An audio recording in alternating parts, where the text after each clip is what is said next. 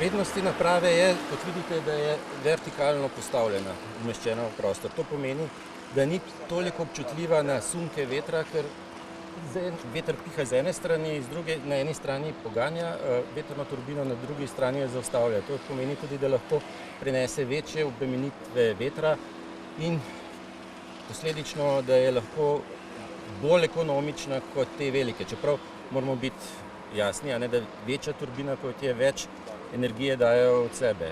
Tako da ta naša vetrna turbina je namenjena izključno za male investitorje, za mala vetrna polja. To ni pač neka zgodba o velikih vetrnicah.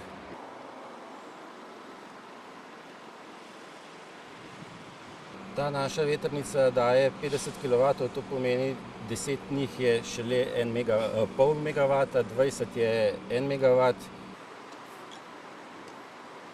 Je tukaj ugodna lokacija, so bile meritve že narejene, kaj kažejo preliminarni podatki?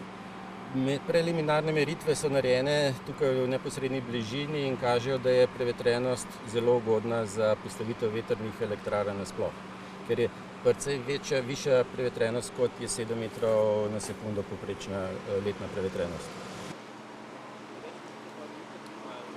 Ljudje se čedalje bolj zanimajo, ker vidijo, da jo je možno umestiti v prostor brez nekih velikih posegov. Ker take vetrnice ni potrebno celovito vpliv presoje na okolje, ni potrebno gradbenega dovoljenja, tako da ljudje zdaj imajo malo bolj občutek, da je to le nek tak bav, kot se je govorilo do sedaj po televiziji in po medijih, da se vetrne elektrarne pri nas ne da postaviti.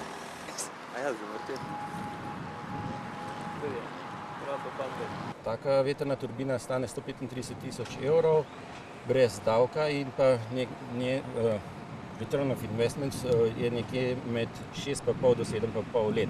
Seveda to je zelo odvisno od prevetrenosti območja. Za smiselno rabo nekje vetrne energije mora biti letno povprečna hitrost vetra vsaj višja, kot je 6 metrov na sekundo.